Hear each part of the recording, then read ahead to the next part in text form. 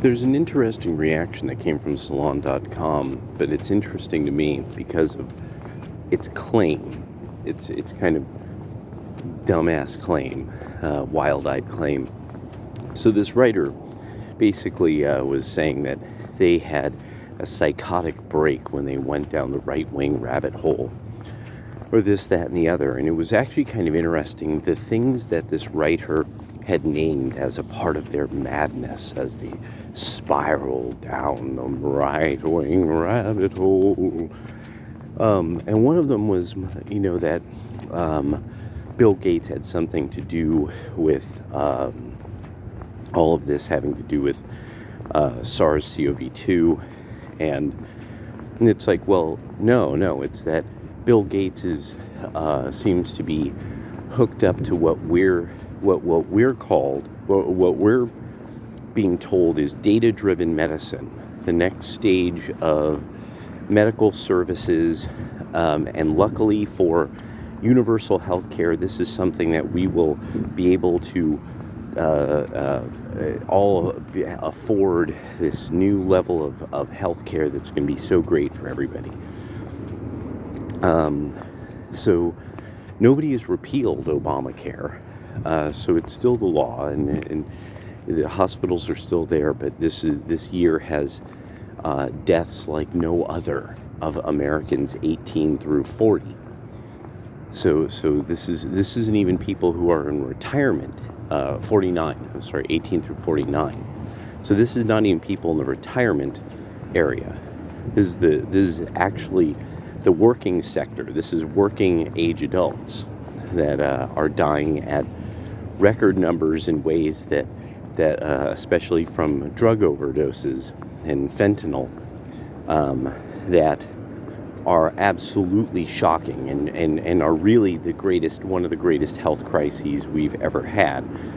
But we won't discuss that because that would be actually scientifically accurate. It's very important that people understand liberals like drugs. Liberals like drugs. They think drugs actually make your brain work better. You start thinking differently. They think that when people are against drugs, that something's very wrong with them. And especially, it's as if the idea is that there's some true self that person who's not into drugs is not in touch with. That's a big, that's very, very commonplace. That's one that it takes you really being down and hearing conversations and kind of hearing somebody say that, or hearing enough people say that, or kind of indicate it, like that there's no logical way out of the metaphysics that they're going through, like whatever the psychology is that they're kind of mapping out. That it's like, well, no, people who aren't into drugs just don't understand themselves or something, and you're sitting there kind of at the end of the night like, hold up now, like, what, motherfucker, you high, so the other thing I was thinking about is this is also now science is dependent entirely on political viewpoint, that and quote unquote gender science now. I mean, like, Matt Walsh just crushed these people. He crushed those fucking people. And it's just, so now we have to basically that these people who were hippies before and already had kooky ideas about psychological development, child development, various forms of food and its benefits, and it really all seems to be like, well, I like to consume that. Like people don't get, yogurt was never proven to be some kind of super amazing health food. It just happens to be something that a lot of people eat. Now, why do we think yogurt's health food? Where do we even get this idea health food as opposed to what? I guess Crisco. But that yogurt is some kind of health food, and that it's like, well, so now do people eat yogurt and they get more health they get more healthy. They get the healthness, like blackness and whiteness. You get healthness. There's healthness in health food. You see, and when I was into the world of holistic this, that, and the other, and massage therapy, there was nothing to the claims about yogurt. It just was a little more digestible for some people. For other people, they could finally make tzatziki. It just happened to be a rather rare item among Americans until you added fruit and sugar to it and called it Yoplait. And now suddenly yogurt was this amazing thing that like Americans need to eat way more of, and especially among like the hippies, that yogurt became this big thing. Now, one would ask, why yogurt? Of all the things, like you would think like better butter or something. No, so yogurt, the Soviets came out with some story that all these people lived to 100 if they ate yogurt. That's where they got it. That's where the whole thing started. That's the whole thing. Nothing else. That's why yogurt became a big deal in the United States among people who were left of center. That capitalists were hiding the health benefits of yogurt. If you just ate more yogurt, you would stay young and thin. And and I'm not kidding, this is like the history of a lot of delicacies in the United States at present, like sushi and French food. These are both things that became popular because they kept you thin. Japanese women were thin. French women were thin. But they would eat these delicious, the food they would eat would be so delicious and yada yada, and how could they be thin if they have such delicious food? So of course the thing about like weight loss has always been it's a really serving size. That's entirely it. We are notorious for our large servings. And that mostly comes from a background of being a people who brought pastoral industries into the most modern era. That was us. So, and that required like inordinate amounts of human labor, and so you end up having like this kind of notorious sort of lifestyle. And then one of the things was heavy eating, and it was because of you didn't eat most of the day, so you had to serve a very, very, very large meal to the family and to the farm hands. Like, that's something that actually, like, I guess I kind of understood from seeing old television shows about this, but I never really got it until I sat at a table and I saw the kind of food laid out sort of country style, and that it was so much food. Like, I just couldn't understand like how, but not every single meal was like that. And two, because of where we were, it didn't really occur to me until later, like that day or later the week. We were out in the country. Traversing anything takes a long, long time. This is something I've noticed a lot of people, my generation, people younger don't get this. There's hella space between every place in America. There's a lot of distance. We're not overcrowded. It takes a while to get to other people. So to eat so that you can traverse long distances, do all sorts of labor-intensive stuff, and then come all the way back with maybe snacks or something. I mean, like, and it would, up until relatively recently, this would be a snack that would be like a salted snack of some sort, or cheese wrapped up in something, bread and cheese, something that wouldn't go bad or get disgusting, and even on a cold day out in the country, you sort of never know whether it's going to get warm. Like right now in this open space, This is nice and warm, but it's only about 50 degrees out today, 52 degrees. And I'm plenty warm right now. This would ruin a bag lunch if I was holding it. So, it's that kind of thing. Those little details that you don't know until you participate in that lifestyle. And so I had to think about this because Steph was coming up in a conversation about the idea of Americans in healthcare and what a younger person knew, and that like they didn't know, like, okay, when you build a hospital, you only vote so many times for a hospital in your lifetime. Why do you vote for it?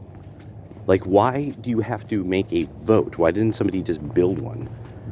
There's a law about hospitals, and we can't build hospitals without voting on them. It's just because you do this so seldomly in your life that you forget that you people can't just build medical centers like they did in my dad's time. You have to vote to build a medical place. There's lots more law for it now. So a lot of people don't know that, and they wouldn't because they vote for this maybe twice in their life. And so I was sitting back like, well, yeah, Americans really don't get fuck all about health. I mean, like these maskies and wokies and dorkos, it's like they look like shit, and they probably live like shit. That's the other thing. It's like I get to watch people like what they do. Like I work in service all my life. I get to see how people really are, and so it's like I get to see like what do people eat? What do like Yoked Man? There's a guy who comes by my place. He is the Yoked Man.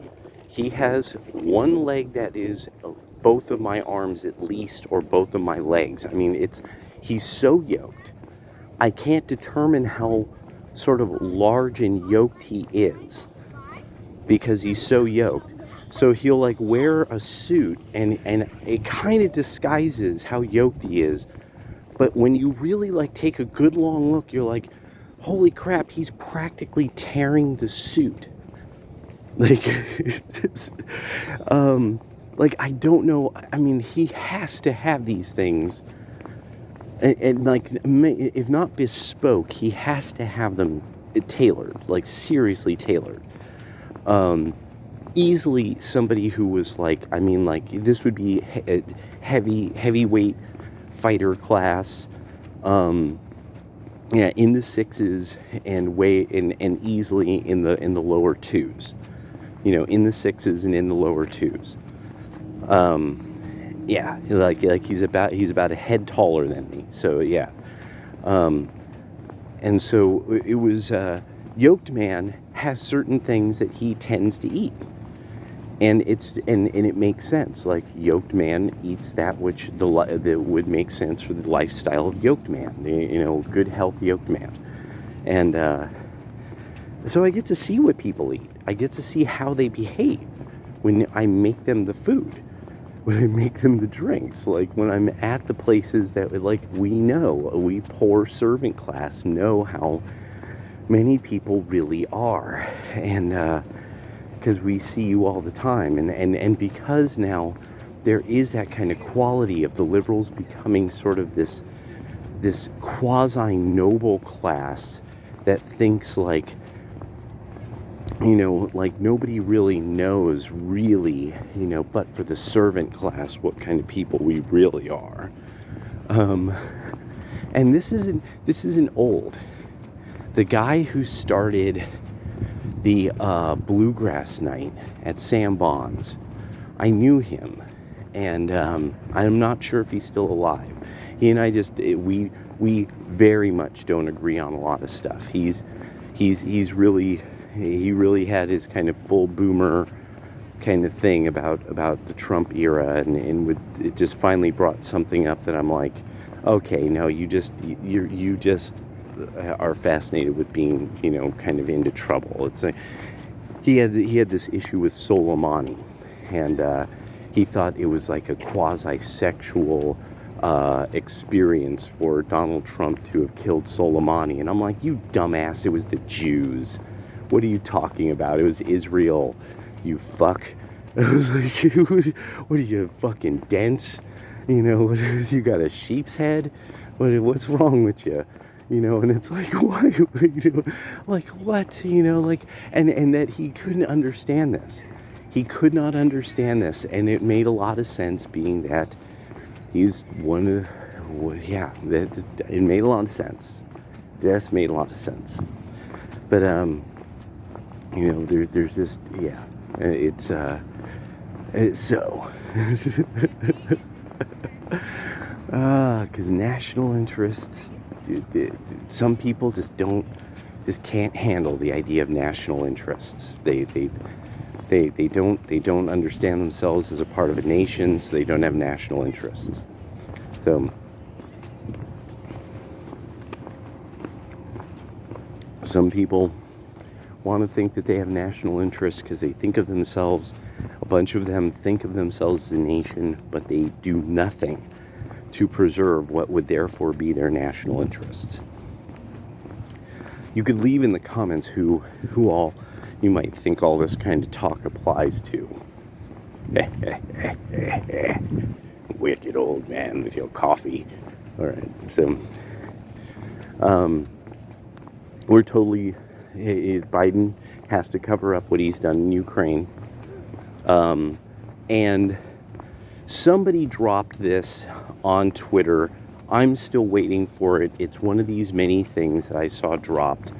This is something that I thought this was interesting because this came up in that Salon.com article where, oh yeah, you know, and then I would see something in the news and I would think it was just for me, blah, blah, blah. And there was a period of time where I'm like, you better, you know, better kind of watch your own mind, son, you know.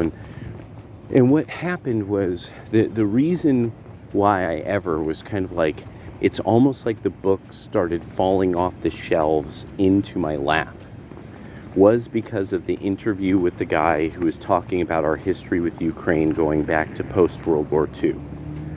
That's what changed everything. And that I was actively discouraged by like the revolutionary, liberal, local, cool, political guy, that he was trying to discourage me from listening to the source about our history with Ukraine post-World War II. This is before we had before Obama sent the Nazis in there.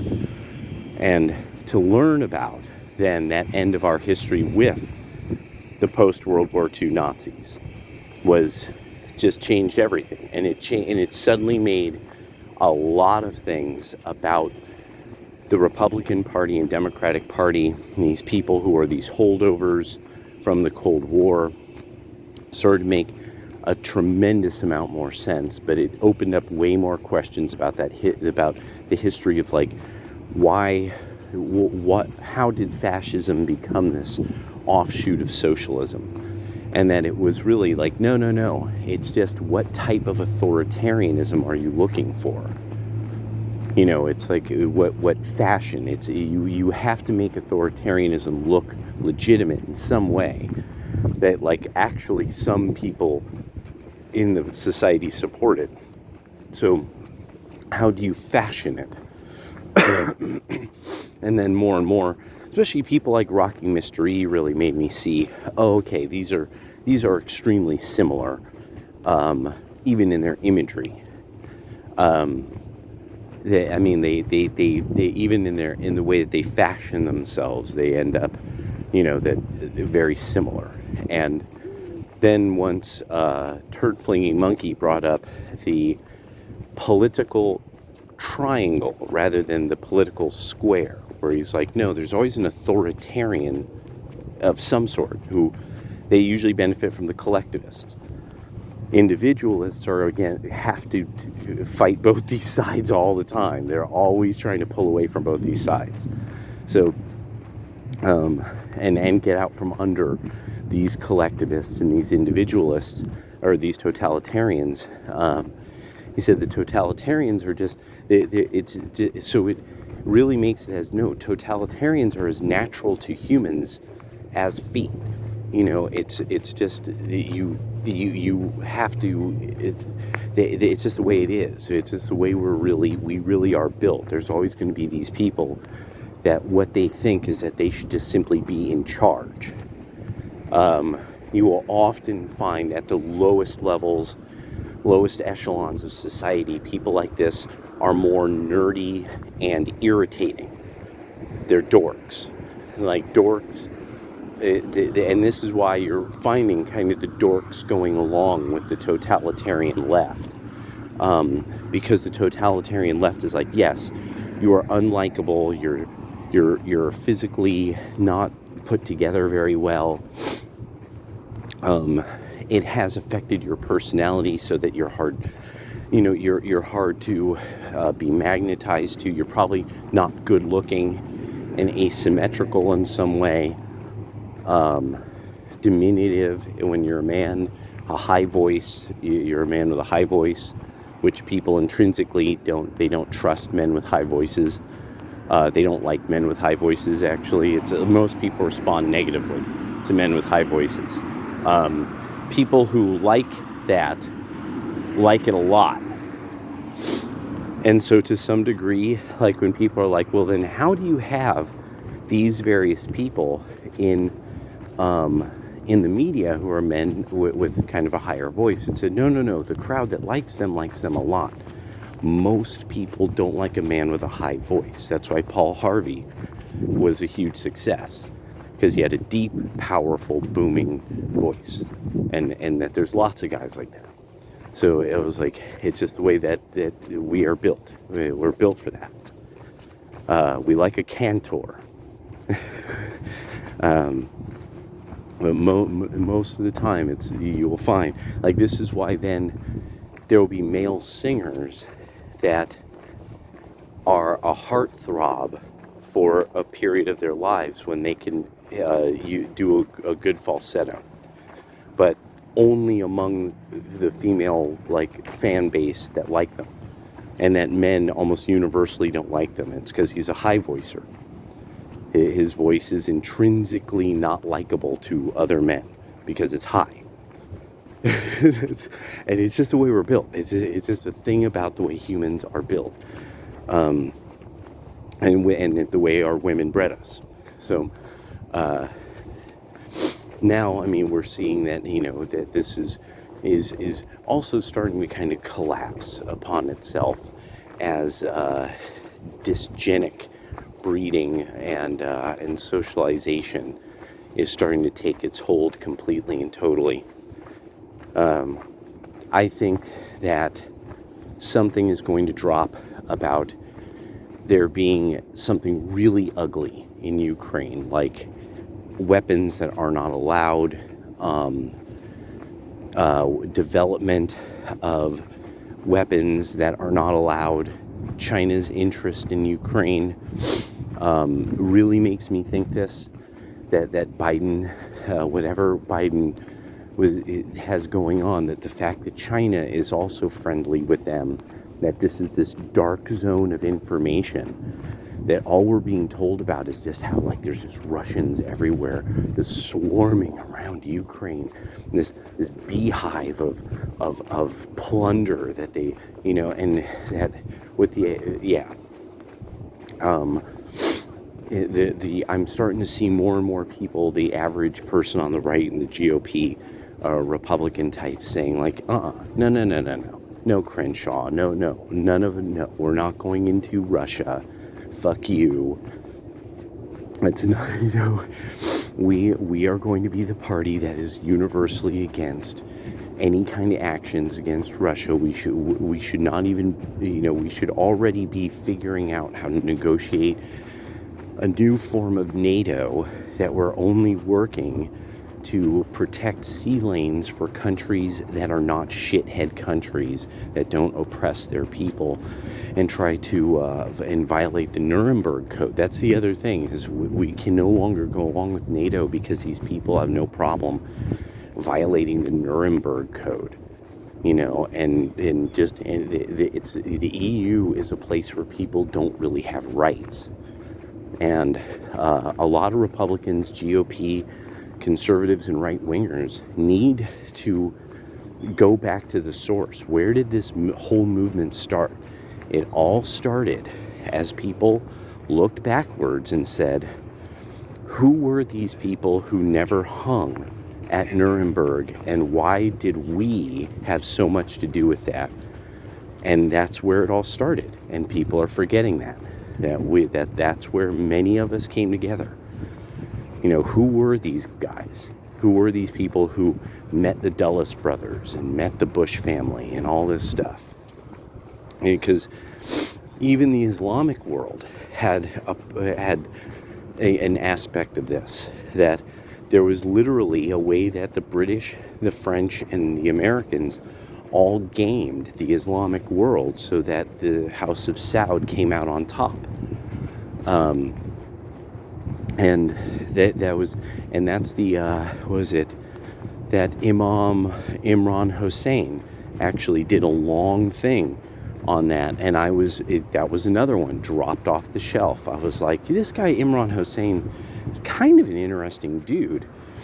And that was the one. He talked about the specific day and the specific meetings, and he's like, this is all well documented.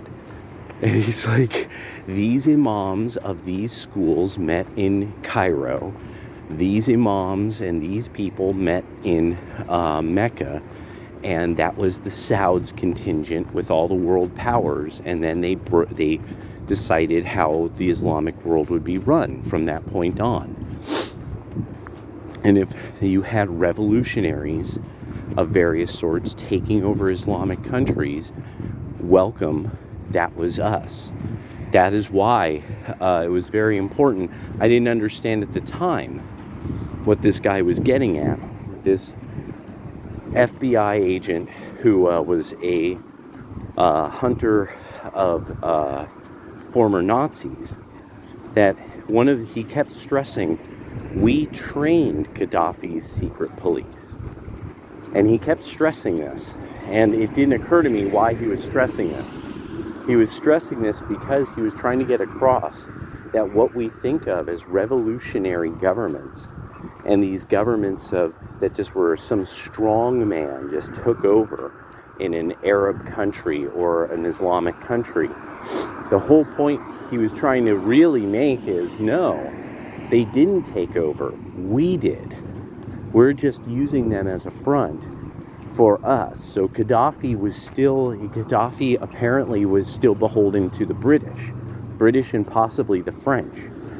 Because from what I understand to this day, one of the most important pipelines for fuel to Europe actually goes from, his former country.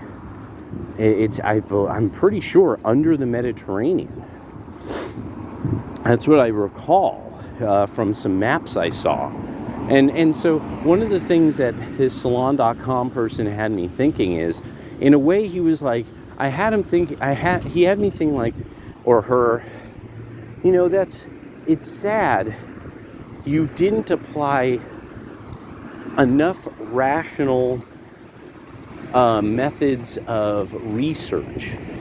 You didn't think of it as, so let me just apply some research techniques to this to make sure I'm seeing what I'm seeing. And that's now the beauty of it, is the far right actually has done the requisite research. The left is just lazy. People who are left of center have proven themselves to just be in every possible way lazy. And if they're not lazy, then they are dishonest. That it's that they don't want a point of view that could be that absolutely devastates theirs, that they can't disprove it. We have the overwhelming evidence, we present it better, better presenters who actually did the work, and that the left doesn't have that anymore. The left has people like, these washouts like fucking Sam Cedar, or, some old dork Lush who it just scams progressives and liberals out of their money, like Cenk Uygur or something like that. Or even worse, like Cenk Uygur's nephew. And so it actually is going to be kind of interesting to see over about the next really few months as the weather gets warmer. And you just start to see people do whatever the fuck they like. And that there's, because at some point the liberals are going to have to deal with, you're no fun. We want to do what we want to do. And that's been going on like here in fucking Eugene, Oregon. The college students have been doing things that violate, if this virus was so terrible, these college students would be dying left and right. I mean, because they